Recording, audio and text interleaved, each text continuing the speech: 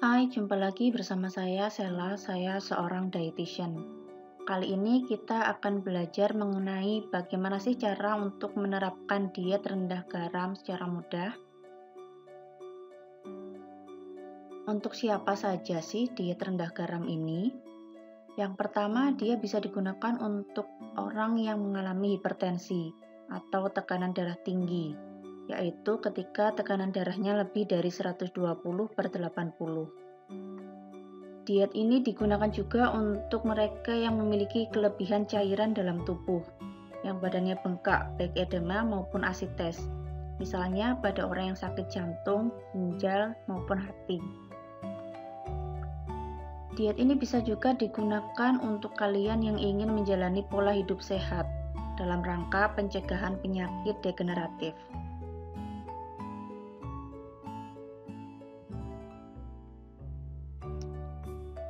Untuk itu, kita harus tahu dulu seberapa banyak sih kita dianjurkan mengonsumsi garam dalam sehari. Kita dianjurkan maksimal mengonsumsi garam dalam sehari itu 6 gram sehari, atau setara 2400 mg natrium. Kalau dirupakan dalam bentuk sendok, itu setara dengan 1,5 sendok teh garam dapur. Untuk itu, kita harus mengenali berbagai macam nama garam, khususnya dalam membeli produk makanan. Lalu kita juga harus tahu produk makanan apa saja yang mengandung tinggi garam.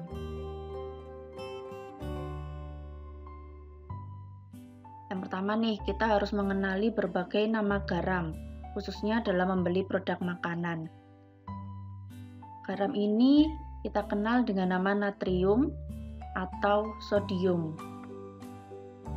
Dia bisa berupa natrium klorida atau garam dapur, lalu juga mononatrium glutamat, yaitu penyedap masakan, natrium bisulfit, dia adalah pengawet daging, natrium benzoat atau pengawet buah-buahan, natrium bikarbonat, ia adalah soda kue, pengembang kue, dan pengemulsi. Pengemulsi ini ada bisa di natrium fosfat, trinatrium sitrat maupun natrium polifosfat.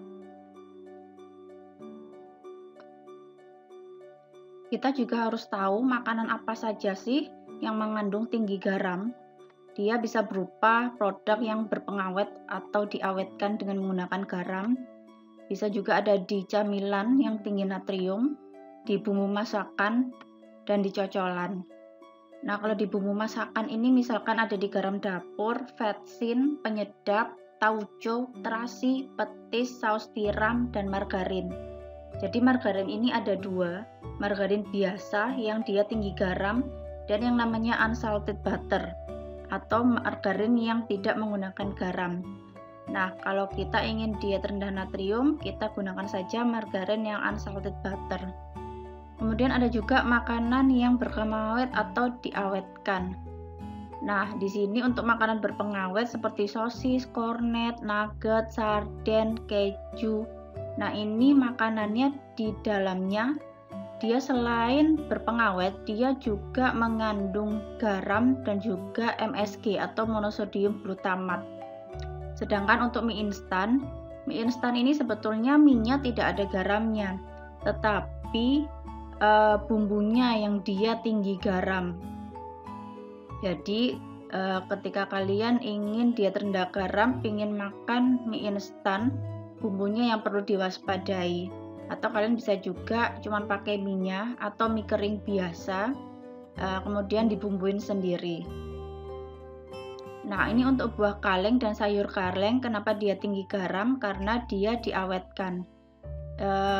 Karena dia diawetkan dengan pengawet yaitu natrium, makanya dia tinggi garam meskipun dia rasanya tidak asin atau tidak gurih. Sedangkan untuk ikan asin, cumi asin, dan telur asin, dia ini makanan yang diawetkan dengan menggunakan garam. Jadi tentu dia tinggi garam. Nah, bagi kalian yang suka makan pakai cocolan, misalkan makan kentang dengan saus tomat atau saus sambal. Nah, ini saus tomat dan saus sambal botolan atau yang produk, bukan yang produksi sendiri, ini tinggi garam. Kemudian bagi kalian yang misalkan suka makan telur mata sapi dengan kecap manis. Nah, kecap manis ini juga tinggi garam meskipun rasanya manis. Kalau kecap asin udah jelas ya, dia rasanya asin, dia juga tinggi garam. Nah, hati-hati juga dengan camilan yang tinggi natrium. Misalkan snack ringan. Nah, snack ringan ini sudah ada pengawetnya, kemudian juga bertabur garam juga, jadi hati-hati. Ada juga keripik asin. Lalu ada juga biskuit. Kalau biskuit ini dia dalam bahan pembuatannya dia ada yang namanya pengembang atau soda kue. Nah, soda kuenya ini yang mengandung tinggi garam. Selain juga biasanya biskuit ada yang rasanya asin atau bertabur garam juga.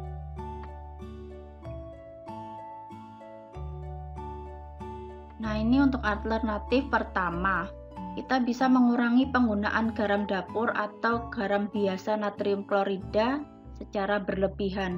Jadi kalau pakai garam biasa aja sampai rasanya sedap saja, tidak perlu sampai rasanya terlalu asin gitu ya. Jadi sewajarnya saja. Atau kalau kalian ingin asupan natrium yang lebih rendah, kita bisa juga menggunakan garam khusus, yaitu garam campuran natrium klorida dan kalium klorida. Kalau garamnya campuran, tentunya natrium kloridanya dia lebih rendah daripada garam biasa. Seperti itu.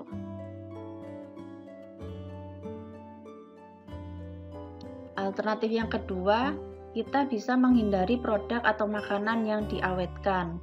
Seperti tadi sudah disebutkan ada sosis, sarden, mie instan, nugget, kornet, keju, kemudian yang diawetkan dengan garam seperti ikan asin, telur asin, cumi asin, dan juga makanan yang sepertinya tidak asin tapi dia diawetkan dengan yang namanya natrium seperti buah kaleng dan sayur kaleng.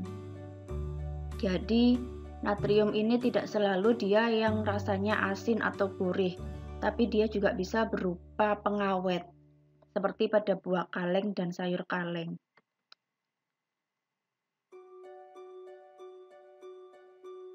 Alternatif ketiga, kita bisa menghindari penggunaan vetsin atau bumbu penyedap, serta bumbu lain yang mengandung garam. Bumbu lain yang mengandung garam ini apa? Bumbu yang ketika kita lihat di komposisinya, dia mengandung garam dan bahan lain seperti misalkan monosodium glutamat kayak gitu. Bahan ini misalnya di vetsin, penyedap, tauco, terasi, petis, dan saus tiram. Dan ada juga margarin. Kadang kita masak menggunakan margarin. Margarin ini juga mengandung tinggi garam.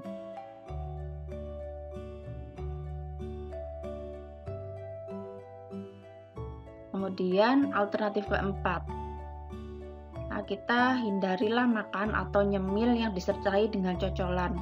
Misalkan kita makan kentang goreng dengan saus tomat atau saus sambal, atau kita makan telur mata sapi dengan kecap manis.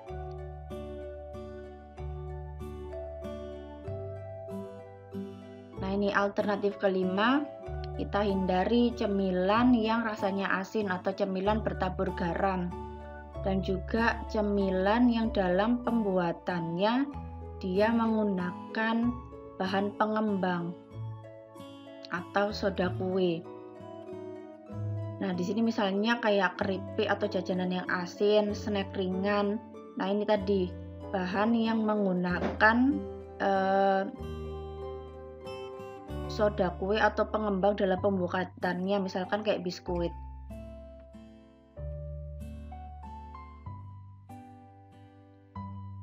Dan ini alternatif terakhir, yaitu alternatif keenam. Kita bisa menerapkan diet rendah garam dengan cara mengurangi makan di luar atau mengurangi beli makanan di luar. Mengapa?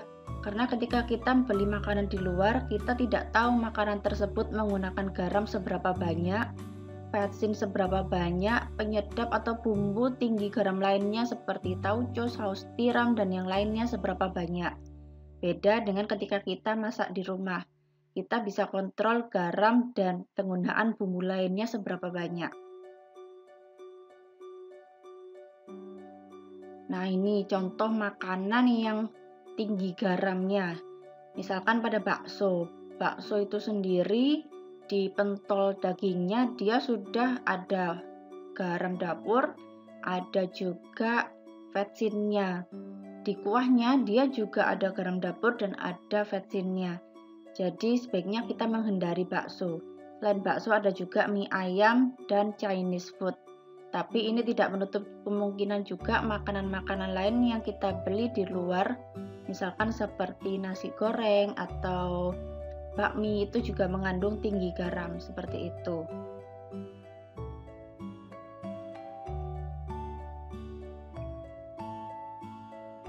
Nah, dari 6 alternatif tadi, mana aja nih yang sudah bisa kamu terapkan? Tidak harus diterapkan langsung semua dulu, tapi kamu bisa coba satu persatu. Nah, bagi kalian yang sekiranya ada pertanyaan bisa ditanyakan di kolom komentar. Dan jangan lupa subscribe ya.